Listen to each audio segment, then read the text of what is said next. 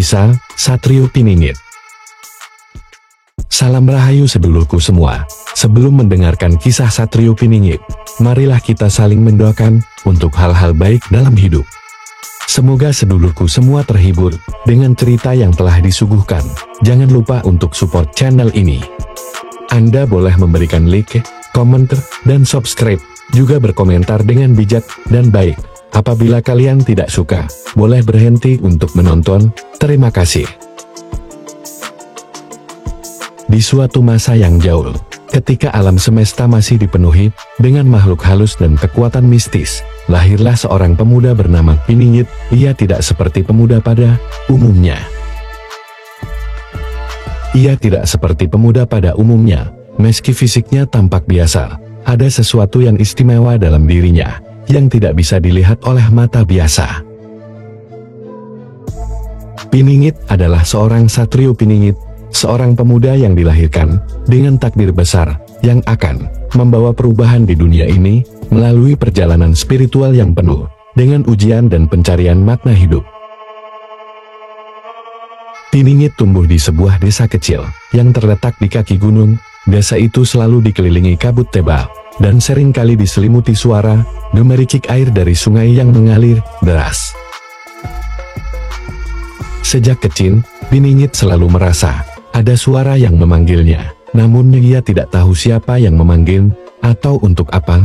Orang-orang di desanya mengenal Piningit sebagai anak yang pendiam, yang lebih sering menghabiskan waktu sendiri di hutan atau tepi sungai. Suatu malam, saat Piningit berusia 20 tahun, ia bermimpi bertemu dengan seorang lelaki tua yang mengenakan jubah putih bersih. Lelaki itu berkata, "Piningit, engkau dilahirkan dengan tugas yang lebih besar daripada sekadar hidup biasa. Kau adalah Satrio Piningit, pemuda yang tersembunyi, yang akan menemukan jalan ke dalam dunia yang lebih tinggi. Dalam dirimu terpendam kekuatan yang hanya dapat engkau kenali setelah melalui jalan pengabdian dan perjuangan." Bangun dari mimpinya, Piningit merasa bingung dan takut. Ia tidak mengerti apa arti mimpi itu, tetapi hatinya merasa ada sebuah panggilan kuat yang tak bisa diabaikan. Ia mulai merenung, dan perlahan-lahan berbagai peristiwa yang tidak biasa mulai terjadi dalam hidupnya. Ia merasakan kedamaian dan kebingungannya semakin mendalam, seolah ada sesuatu yang akan mengubah hidupnya selamanya. Suatu hari, di tengah keheningan alam, Piningit bertemu dengan seorang guru spiritual yang dikenal oleh banyak orang sebagai seorang bijaksana dan memiliki ilmu kebatinan yang tinggi. Guru tersebut bernama Kanjeng Sunan. Kanjeng Sunan melihat potensi dalam diri Piningit dan mengajaknya untuk belajar lebih dalam tentang spiritualitas dan kebijaksanaan hidup. "Anakku," ujar Kanjeng Sunan suatu hari, "Satrio Piningit adalah mereka yang datang dengan tujuan besar, tetapi mereka tersembunyi. Mereka tidak mencari popularitas, tidak mengejar kekuasaan. Tugas mereka adalah untuk membimbing umat menuju kesadaran yang lebih tinggi, untuk membuka jalan bagi perubahan yang sejati. Tetapi perjalanan ini tidak mudah. Ada banyak ujian yang harus engkau hadapi." Piningit memulai perjalanan spiritualnya di bawah bimbingan Kanjeng Sunan. Setiap hari, ia dilatih untuk menenangkan pikiran dan membuka hati. Ia diajarkan untuk hidup sederhana, jauh dari keinginan duniawi, dan untuk memahami hakikat kehidupan yang lebih dalam. Dalam perjalanan itu, Piningit menemui banyak hal yang menantang keyakinannya, namun ia tetap teguh pada jalan yang dipilihnya. Ia belajar bahwa ketenangan batin dan keikhlasan adalah kunci untuk memahami dunia dan dirinya sendiri. Selama bertahun-tahun, Piningit menghadapi berbagai ujian berat.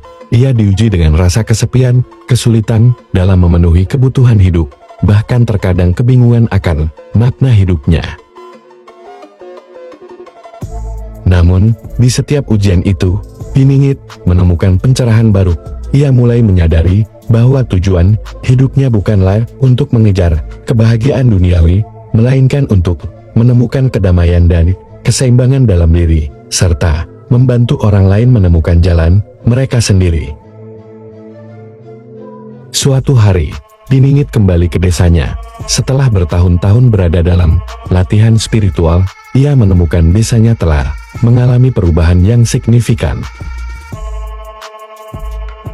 Banyak orang yang sebelumnya terjebak dalam keinginan dan ambisi duniawi, kini mulai merasakan dampak dari ajaran-ajaran yang dibawa oleh Piningit. Ia melihat orang-orang mulai lebih mengutamakan kebersamaan dan kerjasama, serta menjalani kehidupan dengan penuh kesadaran. Namun, Piningit tahu bahwa tugasnya belum selesai. Sebagai seorang satrio Piningit, ia masih harus melanjutkan perjalanan batin menuju puncak pencerahan yang hanya bisa dicapai melalui pengabdian dan penerimaan akan segala yang ada. Ia menyadari bahwa perjalanan spiritual ini adalah proses yang tak ada habisnya, dan bahwa kebenaran sejati hanya akan terungkap melalui kesederhanaan hati dan keikhlasan dalam setiap langkah. Di puncak perjalanannya, Piningit akhirnya menyadari bahwa Satrio Piningit bukanlah gelar atau status yang diberikan oleh dunia luar, melainkan keadaan batin yang dicapai melalui penyerahan diri dan pemahaman mendalam tentang kehidupan. Piningit mengerti bahwa setiap orang memiliki potensi untuk menjadi seorang Satrio Piningit, asalkan mereka bersedia untuk mencari, berjuang, dan berkembang. Kisah Piningit menjadi legenda di desanya, dan di seluruh negeri. Dia dikenal sebagai seorang yang sederhana, namun penuh kebijaksanaan. Namun, meskipun banyak yang mencari nasihat dan petunjuk darinya, Piningit tetap hidup dalam kesederhanaan, jauh dari sorotan dunia. Ia tidak menginginkan apapun selain untuk terus membantu orang lain menemukan jalan spiritual mereka sendiri, karena baginya itulah makna sejati dari kehidupan seorang Satrio Piningit.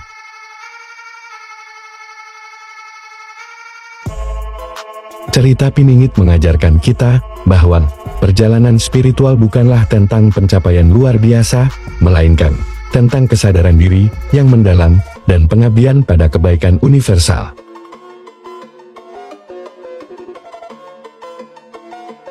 Seorang Satrio Piningit, meskipun tersembunyi dari pandangan dunia, selalu ada untuk membimbing dan menunjukkan jalan bagi mereka yang siap untuk mencapainya.